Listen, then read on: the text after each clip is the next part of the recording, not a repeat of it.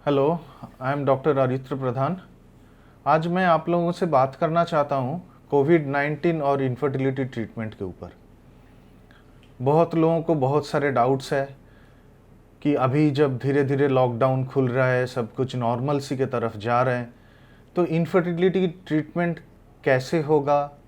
कुछ पेशेंट्स पूछते हैं अभी होगा कि नहीं होगा, हम इसको पोस्टपोन करें या अभी करें। तो there are lot of guidelines. मैं थोड़ा इंग्लिश में थोड़ा हिंदी में बोलने का कोशिश करूँगा, क्योंकि मेरे सारे patients from all over India, जहाँ जहाँ भी मेरे पेशेंट्स हैं, वो सब लोग समझ सके। तो बहुत सारे गाइडलाइंस हैं, आप देख सकते हैं। ये एक गाइडलाइन है जो इंडियन सोसाइटीज़ के है, जो जैसे कि ISAR and embryological society of India and Indian fertility society. ये एक गाइडलाइन है जो यूरोपियन सोसाइटी और अमेरिकन सोसाइटी के है। तो ये सारे गाइडलाइंस अगर देखा जाए तो हमें उसके साथ साथ लोकल गाइडलाइंस को फॉलो करना बहुत ज़रूरी है। तो इस हिसाब से इनफर्टिलिटी ट्रीटमेंट अभी हम सब लोग कर सकते हैं। मेरे सारे पेशेंट्स को बता दूं कि हॉस्पिटल्स इनफर्टिलिटी ट्रीटमेंट के लिए ओपन है और आप सब लोग इनफर्टिलिटी ट्रीटमेंट ले सकते हैं।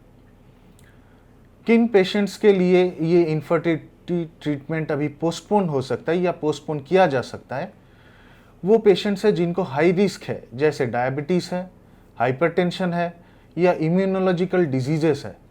उन पेशेंट्स के लिए ये पोस्टपोन करना अभी ठीक है, क्योंकि कोविड-19 या कोरोना के इफ़ेक्ट्स ऑन द oocytes, यानी जो अंडे है उसके ऊपर या एम्ब्रायोस के ऊपर क्या आएगा, उसका रिसर्च अभी तक हमें मालूम नहीं है। तो इसीलिए इन पेशेंट्स के लिए, हाई रिस्क पेशेंट्स के लिए ये ट्रीटमेंट पोस्टपोन करना ही ठीक है। बाकी नॉर्मल पेशेंट्स जिनको और कोई भी बीमारी नहीं है, वो ये ट्रीटमेंट ले सकते हैं।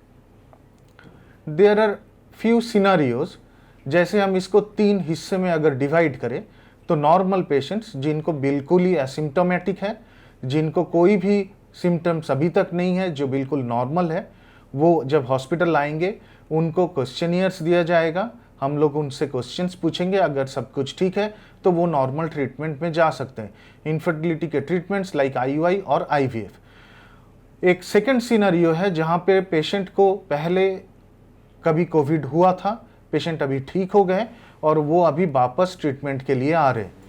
वो पेशेंट्स भी ट्रीटमेंट में आ सकते हैं, लेकिन उनका टेस्टिंग होना बहुत ज़रूरी है। और टेस्टिंग 3 हिस्सों में होता है। नॉर्मल पेशेंट्स के लिए या जो पेशेंट्स ठीक होके आए हैं उनके लिए हम इंडियन सोसाइटी के हिसाब से और लोकल अथॉरिटी के हिसाब से 3 हिस्से में कोविड टेस्टिंग करते हैं।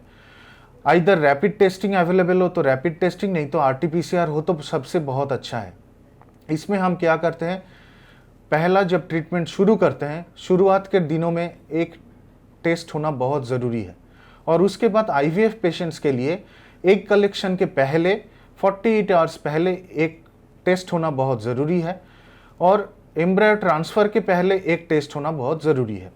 अगर तीनों टेस्ट अवेलेबल नहीं है, एटलीस्ट 2 टेस्ट करवाना बहुत ज़रूरी है ट्रीटमेंट शुरू होने के पहले, और एटलीस्ट ओवम पिकअप, यानी हम जब एम्ब्रायो ट्रांसफ़र के लिए प्रिपेयर करते हैं या ओवम पिकअप के लिए प्रिपेयर करते हैं और इंजेक्शन देते हैं, उसके पहले हस्बैंड को एक टेस्ट कंपलसरी है। हस्बैंड को एक टेस्ट कंपलसरी है। तो दोनों के ये मालूम होने के बाद अगर कोई पेशेंट पॉजिटिव आते हैं तो उनका ट्रीटमेंट पोस्टपोन कर दिया जाएगा। ये जानना बहुत ज़रूरी है कि उनका ट्रीटमेंट पोस्टपोन कर दिया जाएगा, और बाकी अगर सब कुछ ठीक है तो नॉर्मल ट्रीटमेंट आगे बढ़ सकता है। और कोई पेशेंट्स को अगर पहले से ही ट्रीटमेंट के शुरुआत में ही अगर कोविड पॉजिटिव निकलता है तो उनका ट्रीटमेंट पोस्टपोन कर दिया जाएगा। अगर आईवीएफ पेशेंट्स को ट्रीटमेंट के दौरान अगर बाई चांस देखा जाए कि वो कोविड पॉजिटिव है, तो उनका oocytes हम फ्रीज कर सकते हैं कलेक्शन के बाद, और फिर उनको पोस्टपोन करके बाद में उनका ट्रीटमेंट हो सकता है।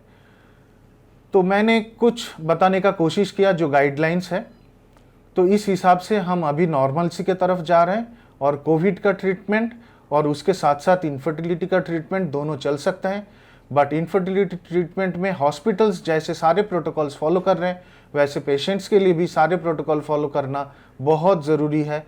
और उसमें हम लोग ये कोशिश करेंगे कि पेशेंट्स का पहले कोविड टेस्टिंग करके फिर हम लोग आगे ट्रीटमेंट में बढ़े। Thank you all. This is a little information about COVID-19 and infertility treatment.